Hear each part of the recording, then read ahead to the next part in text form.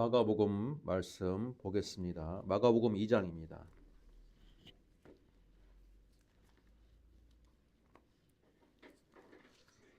마가복음 2장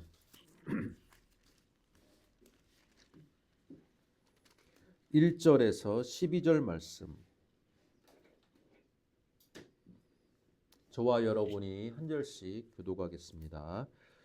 수일 후에 예수께서 다시 가버나움에 들어가시니 집에 계시다는 소문이 들린지라. 많은 사람이 모여서 문 앞까지도 들어설 자리가 없게 되었는데 예수께서 그들에게 도를 말씀하시더니 사람들이 한 중풍병자를 네 사람에게 메워 가지고 예수께로 올세.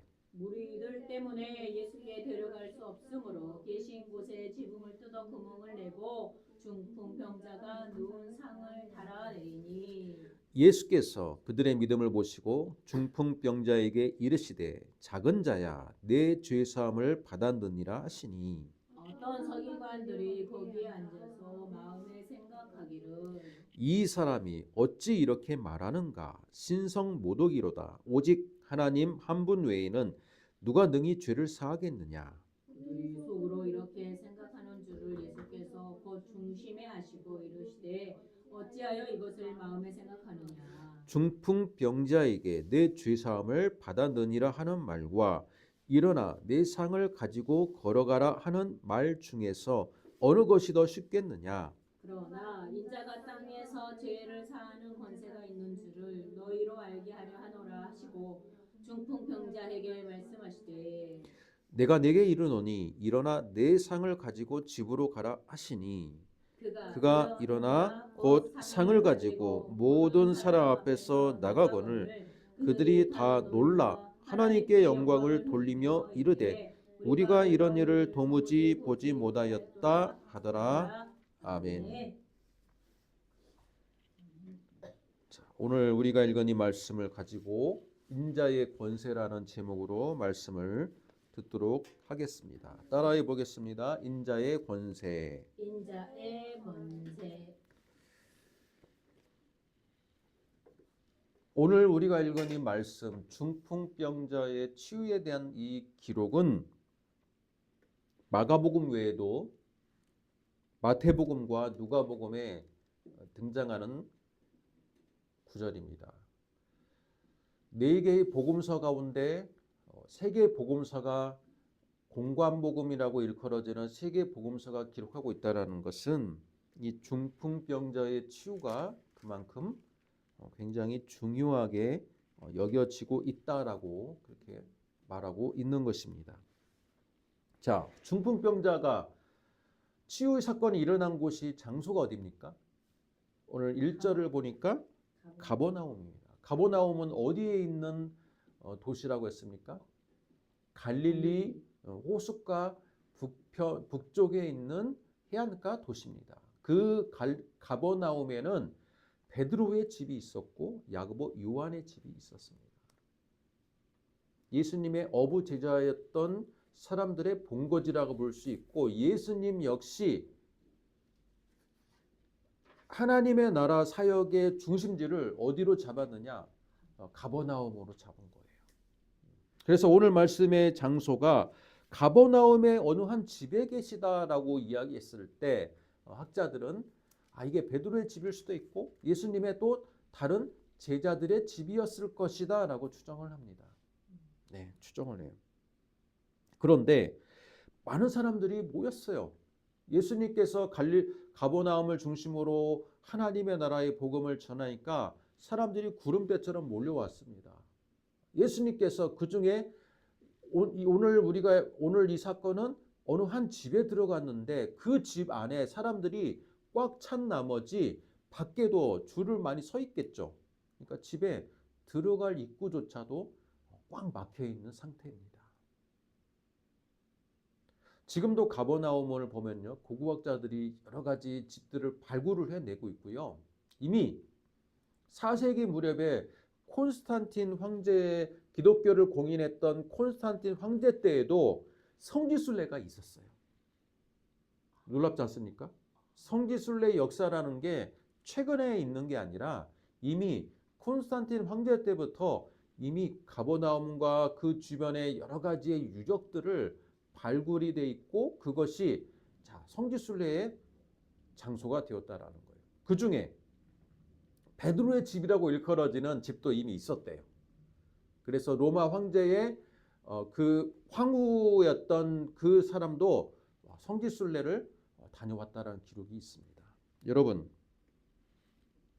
베드로의 집이 됐던 아니면 예수님의 제자의 집이 됐던 그 집의 크기는요, 우리가 생각하는 만큼 아주 크지는 않았어요. 거기서 발굴되는 집들을 대부분 보면요, 거의 10평, 20평을 넘어가지 않는 집들이 대부분입니다. 왜 그럴까요? 그 당시 서민들 또는 일반적인 사람들의 삶이라는 게 집을 또 크게 지을 수 있는 건축 기술도 그렇게까지 발달하지는 않았다라고 볼 수 있어요. 지금 우리는 집을 어떻게 짓습니까? 목재로 지을 수도 있지만 대부분은 시멘트를 철근 콘크리트로 집을 많이 짓죠. 철근 콘크리트의 집의 장점은 뭡니까? 예, 한번 철근 콘크리트가 굳으면요, 아주 오랫동안 집이 유지가 될 수가 있습니다. 50년, 심지어 100년도 갑니다. 자, 그러면 예수님 당시에 가버나움에 살던 사람들의 일반적인 집의 형태는 어땠을까요? 우리가 왜 그걸 알아보아야 되느냐? 오늘 중풍병자를 사건을 자세히 보면 어떤 기록이 있습니까? 지붕을 뜯어서, 그렇죠? 4명이 중풍병자를 옥상까지 올려서 지붕을 뜯어서 내렸다라는 기록이 있기 때문에 집의 구조에 대해서 우리가 한번 먼저 생각해 볼 필요가 있습니다. 조선시대 때 집은 어때요? 초가집 형태였기 때문에 대들보를 하고 그 위에 뼈대를 한 다음에 그 뼈대 위에다가 뭐를 올려놓습니까? 볕단이나 그것들을 볕단들을 다 차곡차곡 쌓는 집이 초가집의 형태였습니다. 그러나 이 성경의 신약 시대 가버나움 땅에 살고 있는 일반적인 사람들의 주거 형태는 그런 형태가 아닙니다.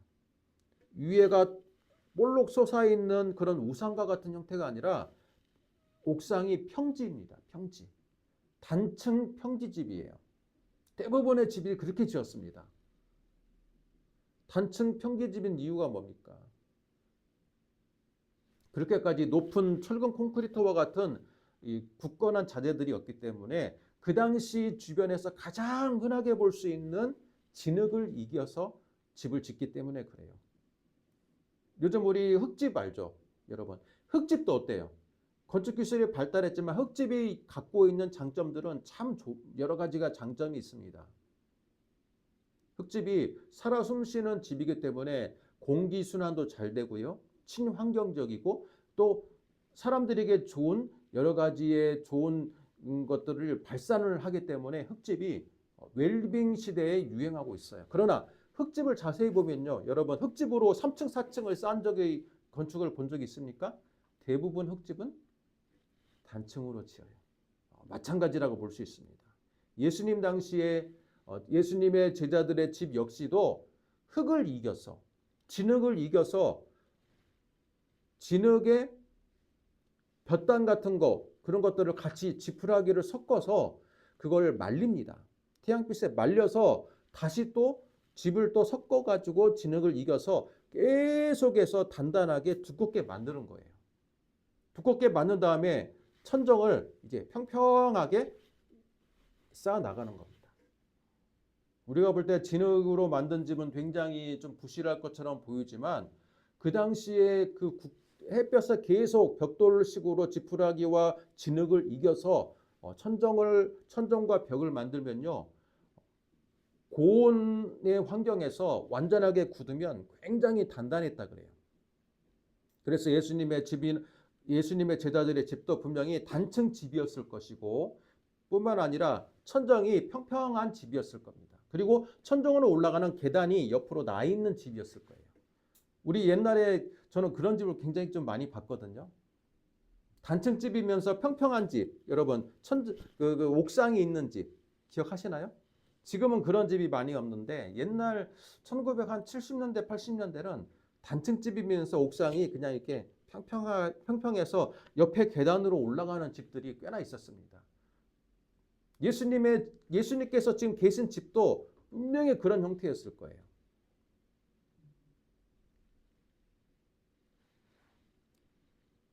그런데 오늘 말씀을 보면요. 한 중풍병자를 매 가지고 오는데 처음에는 어떻게 했을까요?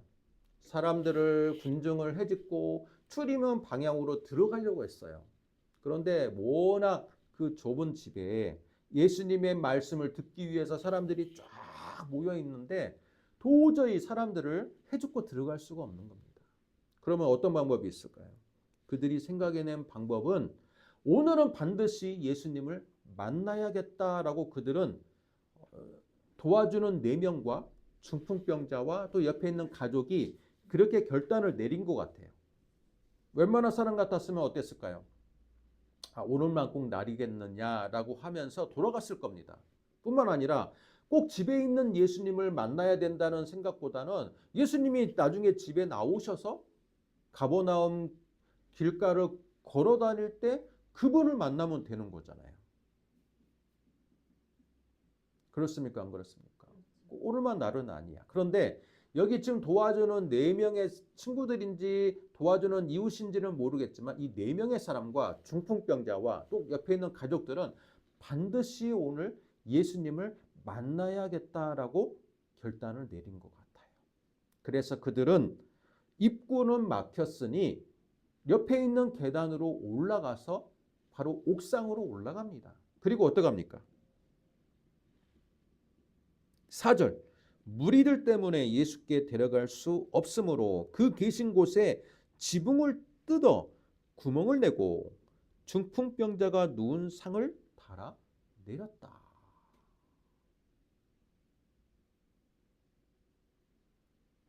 철근 콘크리트 집은 그렇게 구멍 낼 수가 없겠죠. 하나 여러분 진흙과 지푸라기를 이렇게 이어서 단단하게 말린 그런 집은요. 한번 구멍을 뚫고 톱 같은 것으로 쓱쓱쓱쓱 썰면요. 썰어지는 거예요. 그래서 여러분 이 중풍병자를 내릴 만큼의 구멍을 뚫어서 내렸다는 겁니다. 5절 예수께서 그들의 믿음을 보셨다. 여러분 꽤나 시간이 걸렸겠죠. 구멍을 뚫는 과정과 뿐만 아니라 그것을 내리는 과정과 4명이 얼마나 또 옆에서 도움을 주었겠습니까? 그 모든 과정을 예수님이 보시고 예수님이 작은 자야, 다른 성경에서는 마태복음과 누가복음에서는 소자야라고 말하고 있습니다. 소자 작은 자죠. 작은 자야, 내 죄 사함을 받았느니라. 실제로 그들이 원하는 건 뭡니까? 여러분 봐보세요. 여기 앞에 보세요. 그들이 원하는 건 뭐예요? 중풍병이 낫는 거잖아요. 중풍병이 낫는 건데 예수님은 뭐라고 하세요? 내 죄사함을 받았다. 지금 중풍병이 나았다라고 말하는 게 아니라 예수님은 먼저 이 중풍병자에게 있는 죄의 문제를 먼저 더 심각하게 보시는 거예요. 다른 사람 같았으면 이 사람이 여러분 웬만한 중풍병자는 요즘 어때요? 요즘에 여러분 중풍병자를 보시면 한쪽 손이 마비되거나 한쪽 편이 마비가 돼도 그냥 조금 절룩거리면서 걷는 사람들은 있잖아요. 그런데 이 중풍병자는요. 워낙 중증이다 보니까 자기 스스로 움직임을 걷지를 못하는 거예요. 그래서 여러분 이렇게 메워가지고 사람들이 지금 내리는 사람인데 그 정도로 중요한 중증의 병자인데 예수님은 뭐라고 말씀하십니까? 내가 병 낫기를 원하느냐? 내가 너를 치유하겠다라는 그런 답변을 주셔야 되는데 예수님은 먼저 그 사람 안에 있는 죄의 문제를 더 중요하게 생각하셨다라는 겁니다. 그 이유가 뭘까요? 예수님이 이 땅에 오신 목적이 뭡니까? 천국 복음을 전하기 위함인데, 또는 다른 성경에서 하나님의 나라의 복음을 전하기 위함인데, 하나님의 나라는 뭐예요? 이 땅에 임하는 하나님의 나라. 하나님의 나라가 임하기 위해서 그 세상의 권세를 잡고 있는 사단의 세력, 어둠의 세력과의 전쟁은 반드시 필수적으로 벌어질 수밖에 없는 상황이었어요. 그랬을 때 예수님이 먼저 집중한 건 뭐냐면, 사람들 마음속에 자리 잡고 있는 죄의 문제를 예수님은 가장 먼저 심각하고 그 죄의 문제를 극복하는 게 예수님의 사역의 가장 1순위로 잡은 겁니다. 그렇기 때문에 중풍병자가 내려왔어. 이 사람을 치유할까 말까, 또는 치유를 해야 되는 게 가장 중요한 핵심적인 문제라고 사람들은 다 생각하고 집중하고 있었을 거예요. 집중하고 있었을 거예요. 근데 예수님은 왜 그 사람의 믿음을 봤을까요? 여러분, 이 사람의 왜 믿음을 봤을까요? 이 사람은 그냥 가만히 누워 있고, 지금 4명이 열심을 다해서 지금 지붕을 뜯고, 지붕 뜯는 게 얼마나 힘듭니까? 톱질을 하든 뭐 칼로 썰든 해가지고 여기 지금 지붕을 뜯어가지고 내리는데 엄청난 수고와, 그죠? 시간이 걸렸을 건데, 예수님은 소자야 하면서 너 죄사함 받았다, 그렇게 말하고 있어요. 사람들이 원하는 것과 예수님 바라보는 방식이 다르다는 거예요. 그런데 그 옆에 마침 그 무리 가운데 서기관이 앉아 있어요. 서기관이 뭡니까? 성경을 기록하는 사람이에요. 필사하고 성경을 보존하고 성경을 관리하는 사람이에요. 때문에 이 사람은 성경을 많이 아는 사람이라고 볼 수 있어요. 그렇지 않겠습니까? 성경을 많이 아는 사람이야. 근데 이 많이 아는 사람이 여기 딱 이런 모습을 보면서 마음에, 야, 이 사람이 이렇게 말하네? 이거 신성모독인데? 자, 이렇게 말하는 거예요. 마음속에. 왜 신성모독입니까? 지금도 그렇지만 예수님 당시에 그 유대인들의 가장 기본적인 상식은 죄 사함을 할 수 있는 권한은 오직 하나님께만 있는 거예요. 그런데 예수님께서 뭐라고 하시는 거예요? 소자야, 내 죄 사함을 받았느니라 라고 하니까, 이 사람이 나름 예수님에 대해서 관심이 있는 사람이잖아요. 그 많은 집에 이 사람이 끼워서 지금 예수님의 말씀을 듣고 있다는 것은 굉장히 관심이 많은 사람이에요. 혹시나 나 예수님 한번 믿어볼까? 그런 마음이 있던 사람일 수도 있어요. 근데 이 사람에게는 한 가지 걸림돌이 있는데, 자기가 가지고 있는 보편적인 신앙의 상식이 예수님의 이 한마디로 인해서 무너졌어요. 그렇잖아요. 예수님에 대해서 저분 말씀을 내가 들어볼까? 저분 한번 내가 따라가 제자가 돼볼까나 생각도 있을 수도 있어요. 근데 그런 생각을 갖고 있는 이 서기관에게 마음에 충격을 주는 한마디가, 소자야, 네 죄가 사함 받았다. 그러면 죄를 누가 사해 준 거예요? 예수님이 사해 준 거잖아요. 그 장면을 보고 이 사람이 충격을 받았어. 와, 이 사람이 죄를 사할 수 있는 권한이 있나? 죄 사함의 권한은 오직 하나님뿐인데, 이 사람은 내가 신성모독인데, 내가 이 사람을 내가 지금까지는 좋게 봤는데 안 되겠는데? 이게 마음속에 마음문을 닫아버린 거예요. 이단인데 아마 그렇게 생각했을 거예요. 그러자 예수님께서 이 사람이 마음의 중심에 그런 생각하는 것을 아시고 뭐라고 하십니까? 8절. 어찌하여 이것을 마음에 생각하느냐? 그러면서 여러분 9절을 같이 읽습니다. 시작. 중풍병자에게 내 죄 사함을 받았느니라 하는 말과 일어나 내 상을 가지고 걸어가라 하는 말 중에서 어느 것이 쉽겠느냐? 여러분, 예수님의 이 질문에 여러분이 한번 대답해 보세요. 여러분, 죄 사함을 받았다 하는 말과 일어나 내 상을 가지고 걸어가라 하는 말 중에 어느 게 더 쉬워요? 죄 사함을 받았다고 한마디 하는 게 더 쉬워요? 아니면 일어나 걸어가라 라고 하는 게 더 쉬워요? 한번 대답해 보세요. 이 사람이 이미 중풍병자니까 말을 하는 게 더 쉽죠. 말을 하는 게 더 쉽다. 이 사람이 병자잖아요. 걸을 수가 없잖아요. 우리 상식으로는 말로 너 죄사함 받았네? 이렇게 말하는 게 더 쉽죠. 아주 중증의 중풍병자를 일으켜가지고 일어나 걸어라 하는 것은 어려운 거잖아요. 우리 상식은. 그렇죠? 저한테 질문해 보세요. 어느 게 더 쉽냐고. 어느 게 더 쉬우세요, 목사님? 다 어렵죠. 왜냐하면 죄사함의 권세는 하나님이 갖고 있는 건데 그 말을 한마디 뱉는다는 게 쉽습니까? 아, 또 그러네. 그리고 아주 최중증의 중풍병자를 일으켜 세우는 게 얼마나 어렵습니까? 둘 다 어려운 거예요. 둘 다. 둘 다 정말 불가능한 거예요. 그 당시 유대인들의 기본적인 신앙심과 또는 그 당시의 의료적인 수준을 고려했을 때 여러분 두 개 다 아주 어려운 겁니다. 아주 어려운 거예요.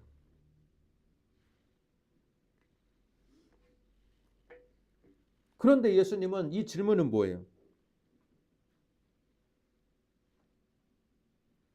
이 질문의 의도는 뭡니까? 여러분의 답변처럼 말로 죄사함 받았다라고 말하는 게 더 쉽다라는 거예요.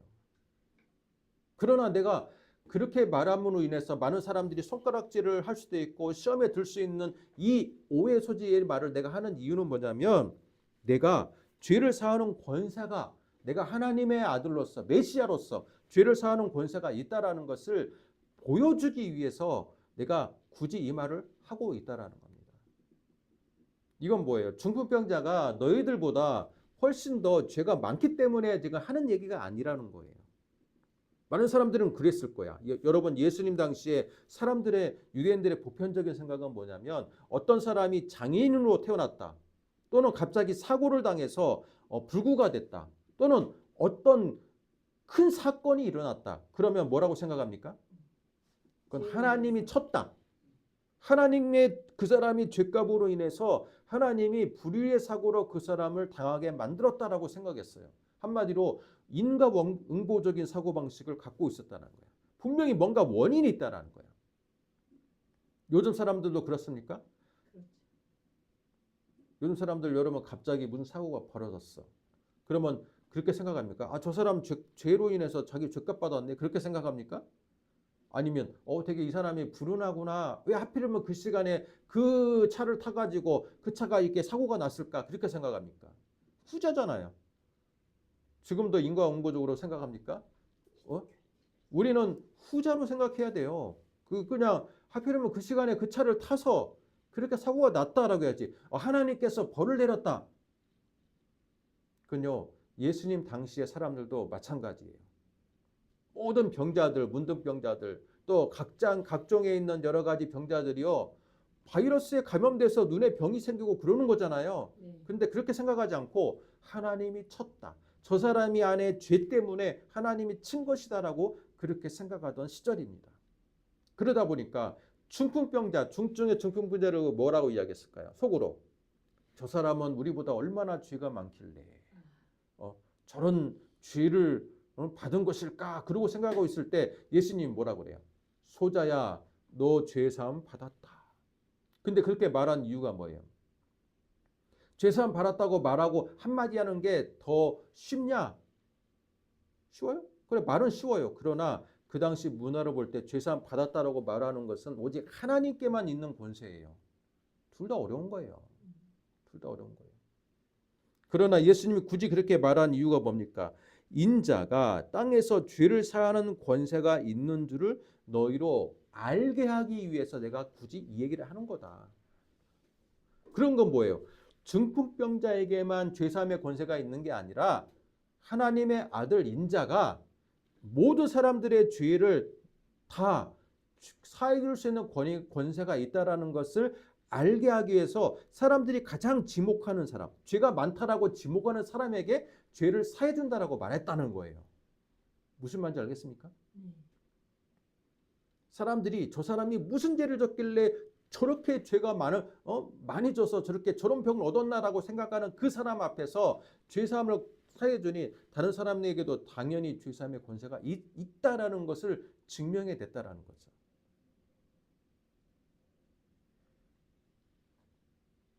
그러자 그 사람의 예수님께서 자 내가 내게 이르노니 일어나 내 상 가지고 집에 가라. 그렇게 하니까 이 사람이 벌쩍 일어나갖고 상을 가지고 집에 갔어요. 자, 이거 보고 사람들이 깜짝 놀랍니다. 아니 이게 무슨 일이냐? 여러분 중풍병자 여기 아시겠지만 한쪽에 모든 전신을 중풍병으로 인하면 근육이 다 소실되잖아요. 일어나 걸을 수 있습니까?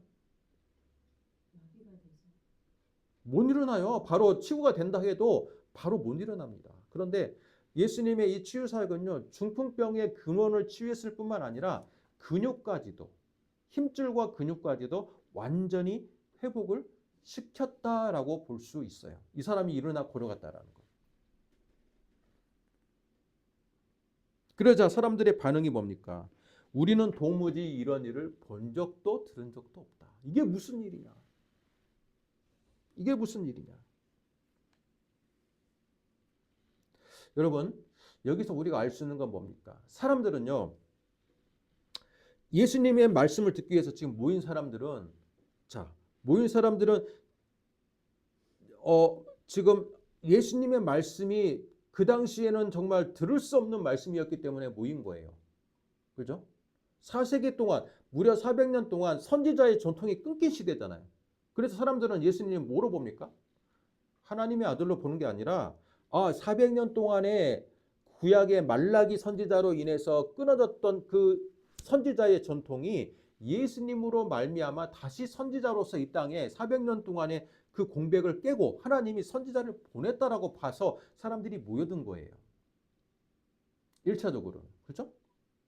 그랬을 때 사람들 앞에서 예수님은 아니다. 내가 선지자가 아니라 메시아임을 보여주는 그 한마디가 뭡니까? 소자야, 내 죄사함을 받았느니라. 내가 메시아라고 지금 밝히는 거예요.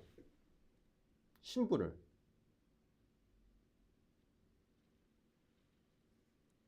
그랬을 때 지금 치유 사건이 일어나고 그 치유 사건으로 말미암아 예수님이 메시아라는 게 증명이 됐습니까? 안 됐습니까? 증명이 됐어요. 된 거예요. 자, 그렇기 때문에 여러분 마태와 누가와 마가가 이 세 복음서가 이 사건을 아주 중요하기 때문에 기록한 거예요. 우리가 볼 때는 그냥 예수님이 치유한 사람이 한둘이에요?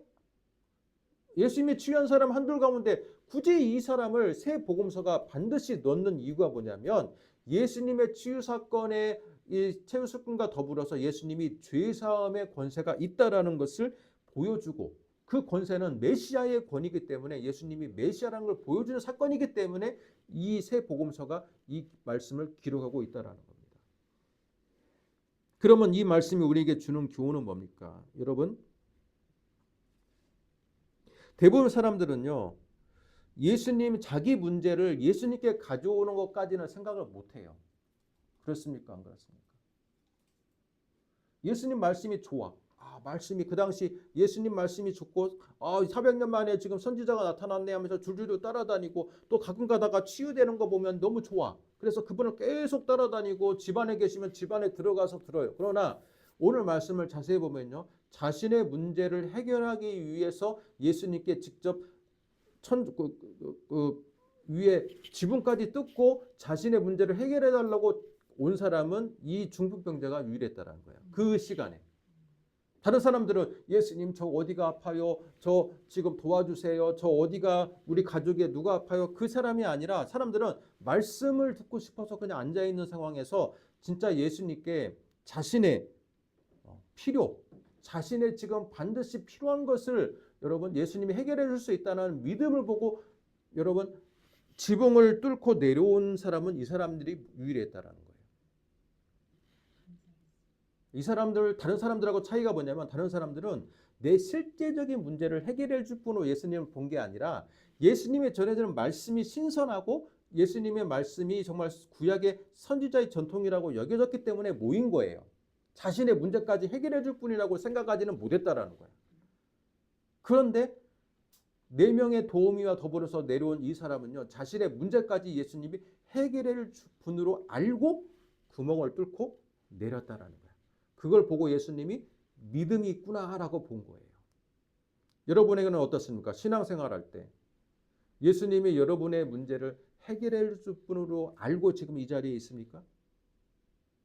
아니면 그냥 교회가 좋고 목사님 말씀이 좋고 또 성도들이 좋고 또 내가 교회 가면 구원을 받는다니까 그게 좋아서 내 문제가 해결이 뭐 되든 안 되든 또는 내 문제는 그대로 감춰놓고 그냥 교회 신앙생활하는 게 좋아서 여기에 앉아 있습니까? 진정한 신앙생활이라는 것은 나의 모든 내가 가지고 있는 근본적인 문제조차도 예수님께로 나아오면 해결받을 수 있다라고 생각하는 그 믿음에서 출발이 되어야 된다는 겁니다. 때문에 이런 주변에 그런 사람이 있어요. 나 예수 믿고 나는 복 받아야지. 예수 믿고 내가 지금 사업이 안 되는데 예수 믿고 사업이 부흥해야지. 또는 내가 지금 직장에서 승진을 해야 되는데 또는 내가 지금 우리 자녀가 지금 고3인데 공부 잘하고 좋은 대학 가기 위해서 여러 가지의 소원을 가지고 예수님께 나옵니다. 그럴 때 우리는 뭐라 그래요? 저 기복신앙. 저 기복신앙인들. 그렇습니까? 안 그렇습니까? 특히 장로교가 그래. 순복음이나 다른 교단에서는 당연해요, 그게. 내 당면한 문제를 구원받는 것뿐만 아니라 내 당면한 문제를 해결받는 것은 당연하기 때문에 순복음은 그런 것을 다 가지고 나옵니다. 근데 장로교는 어때요? 거룩한 하나님의 백성이 기복신앙을 가지고 내 소원을 해결받기 위해서 예수님께 소원을 가지고 나오는 것. 너무 이건 샤머니즘적이고 너무 기복적이다라고 말합니다. 저도 그거에 대한 근본적인 생각은 저도 동일해요. 맞아요. 그러나 오늘 말씀은 뭐예요? 진정으로 예수님께 내가 반드시 갈급해야 하는 문제, 해결받아야 되는 문제를 가지고 나온다면 예수님이 그걸 해결해 줄 수 있다라는 능력을 갖는 것도 하나의 믿음이라는 거예요. 그렇지 않습니까? 그렇다고 해서 무당 종교처럼 내 모든 것들을 다 복을 구하기 위해서 예수님께 나오는 것을 기복주의라고 우리는 볼 수 있겠지만 그러나 예수님이 나의 작은 아픔과 나의 정말 내가 큰 산으로 여겨져 있던 그 문제를 예수님께로 나아오면 해결받을 수 있다는 것도 하나의 믿음의 형태라는 거예요. 근데 여기 있는 지금 이 주변에 지금 예수님을 둘러싸고 있는 사람들은 자신의 아픔의 문제가 얼마나 많이 있겠어요. 여러분 가정마다 문제 없는 가정이 없잖아요. 그런데 다 앉아 있어. 예수님이 내 문제까지는 정말 해결받지 못할 걸 안 해줄 거라고 생각했는지 그냥 말씀만 듣고 있는데 저 사람은 구체적으로 자신의 문제를 해결해 줄 거라고 믿고 지붕에 구멍을 뚫었어요. 여러분 지붕 구멍 뚫는데 그 집주인은 예수님의 제자들의 허락을 받았을까요? 안 받았을까요? 당연히 받았겠죠. 받지 않고 여러분 남의 집을 구멍을 뚫는 게 이게 말이 됩니까? 그래서 저는 추측하기를 예수님의 그 집주인이었던 제자와 여기 지금 중풍병자의 이 당사자는요 분명히 굉장히 친한 관계였던 아는 관계였을 거예요. 그렇기 때문에 여러분 집에 구멍을 뚫는 거죠. 보수하는데 얼마나 시간이 걸리겠습니까? 양해를 얻었어요. 그러면서 또 4명이 얼마나 이 사람을 도와줬겠습니까? 그러면 이 사람은 뭐예요? 4명의 도와줄 사람이 있다는 것은 이 중풍병자와 이 집안이 주변에 있는 이웃들로부터 나름대로 인정받는 사람이었다는 거예요. 여러분 인정받지 않고 악하고 문제를 일으킨 사람에게 도와줄 마음이 생깁니까? 생기지 않아요. 4명이 정말 내 마음처럼 이 사람의 이 병으로 인해서 같이 공감하고 아파하는 사람들이 이 4명의 도우미가 있었다라는 것은 이 사람과 이 집안은요 나름 그 지역에서 이웃과의 관계를 잘 맺고 인정받는 사람이었다라는 거예요. 그러나 예수님은 이 사람의 진정한 문제는 중풍병의 문제가 아니라 결국 죄의 문제다라는 것을 사람들에게 그냥 만방에 알리는 거야. 왜? 당시 사람들은 중병이면 큰 죄를 지은 사람이라고 생각했기 때문에. 큰 죄를 지은 사람, 큰 죄를 용서할 수 있는 권한이 예수님에게 있다면 우리 죄도 용서받을 수 있다는 것을 예수님이 밝히 보여주고 있다는 겁니다. 그러면서 예수님의 질문으로 넘어가겠습니다. 내 죄사함을 받았느니라 하는 말과 일어나 내 상을 가지고 걸어가라 하는 말 중에서 어느 것이 더 쉽느냐? 자, 이걸 여러분에게 문제 바꿔보겠습니다. 여러분의 문제가 뭡니까? 좋은 대학을 가는 것과 내 죄사함을 받았다는 것 중에 어느 것이 더 쉽겠느냐로 바꿔보겠습니다. 학생들에게. 또 사업을 하는 사람에게 내 사업이 잘 일구어져서 열매를 맺는 것과 내 죄사함을 받는 것 중에 어느 것이 더 쉽겠느냐? 대답해 보세요. 어느 게 더 쉽습니까? 우리는요, 우리가 가지고 있는 문제가 더 어렵다라고 생각해요. 그렇지 않습니까? 사업, 요즘같이 경기가 어려운 때 사업이 잘 되는 게 더 어렵죠. 죄사함 받는 거야, 뭐, 예수님께서 사해 주겠죠, 뭐. 그렇게 하면서. 우리는 우리가 당면한 문제와 우리가 겪고 있는 이 어려움을요, 지금 세상의 죄를 사하러 오신 예수님의 그 권세보다 내가 당면한 문제가 더 해결하기 어렵다라고 생각하는 거예요. 그렇지 않습니까? 네. 그런데 예수님의 말은 뭐예요? 아니다라는 거야. 네가 당면한 문제는 그렇게 어려운 문제가 아니라는 거야. 뭐가 어렵습니까? 땅에서 죄를 사해 주는 게 더 어렵다는 거예요. 왜? 예수님은 하나님의 나라의 운동을 하는 거잖아요.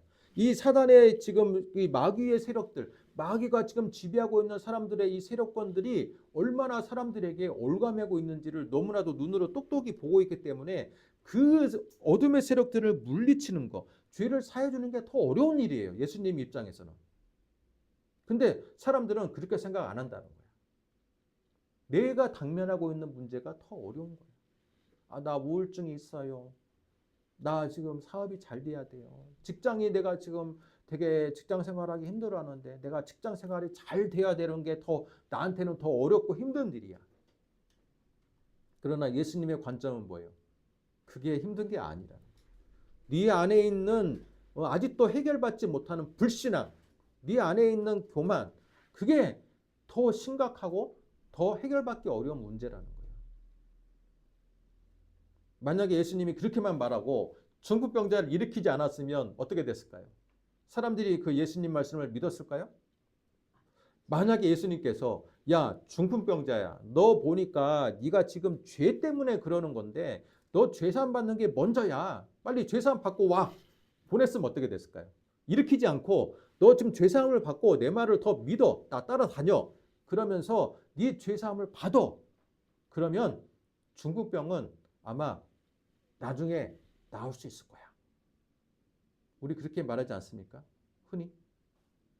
먼저 믿어봐. 그런데 예수님은 그렇게 하지 않았어요. 죄를 사하는 게 더 어려운 문제긴 하지만 야, 너 일어나 그냥 걸어가. 바로 해결해 주었어요. 그 결과 예수님의 죄의 문제가 더 중요하고 죄사함의 권세가 예수님에게 있다라는 게 증명이 됐습니까? 안 됐습니까? 증명이 됐잖아요. 신앙, 그러니까요. 신앙이라는 건 여러분 교회가 지향해야 될 방향이 바로 이거라는 거예요. 교회 안에서 학습과 세례가 이루어지고 죄사함의 그 은혜가 일어나고 회복이 일어나고 그렇죠? 예수님과 같은 사역을 교회가 해야 된다는 거예요.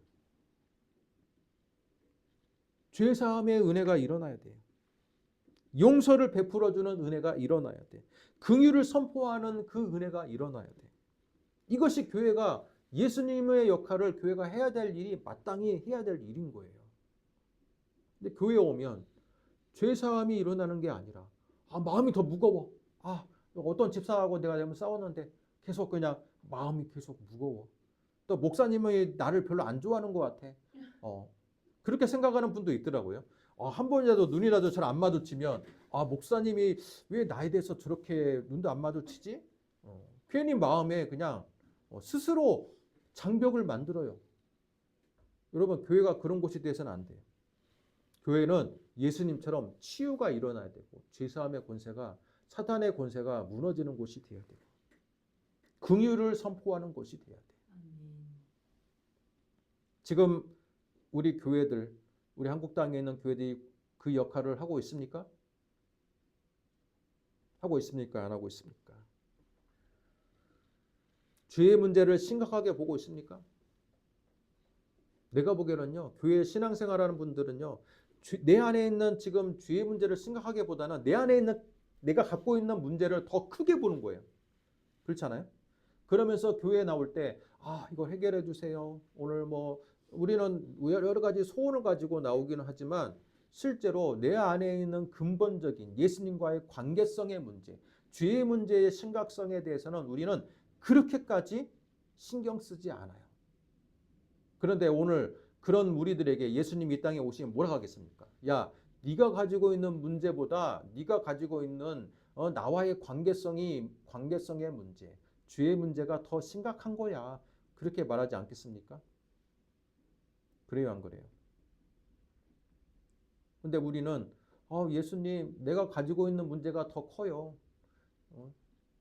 예수님의 죄사함의 그것보다 내가 가지고 있는 문제는 더 해결하기가 어려운 것 같아요. 예수님께 나와도 예수님이 이 문제를 해결해 줄 수 있을지 없을지 솔직히 저는 잘 모르겠어요. 우리는 그렇게 생각하고 교회에 나오는 경우도 많다라는 겁니다.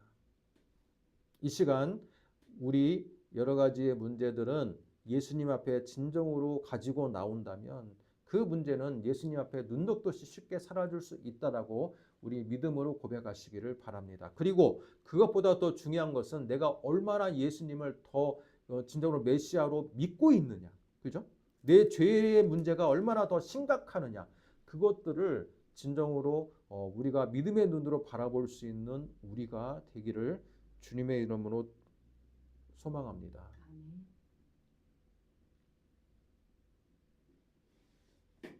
이것으로 인해서 하나님께 영광이 돌아졌습니다. 12절. 그들이 다 놀라 하나님께 영광을 돌렸다. 그러면서 뭐라고 말합니까? 우리가 이런 일을 도무지 보지 못했다. 여러분 그 당시에 중증의 중풍병자를 어떻게 치료합니까? 그죠? 의사도 포기한 거죠.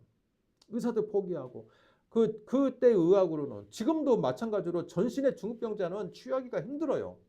얼마나 많은 그 재활 과정이 필요하고 얼마나 많은 약물이 필요합니까? 근데 예수님은 말씀 한마디로 치유하셨는데 예수님이 더 근본적으로 본 것은 우리들의 문제, 죄악의 문제다. 죄악의 문제다. 그걸 기억하면서 우리 안에 한 주간 진정으로 우리가 내 문제에 매몰돼서 내 안에 있는 영적인 문제를 바라보지 못하는 그런 죄를 범하지 않도록 우리 자신을 바라보고 계속 기도하시는 여러분 되시기를 주님의 이름으로 축복합니다. 기도하겠습니다. 하나님 아버지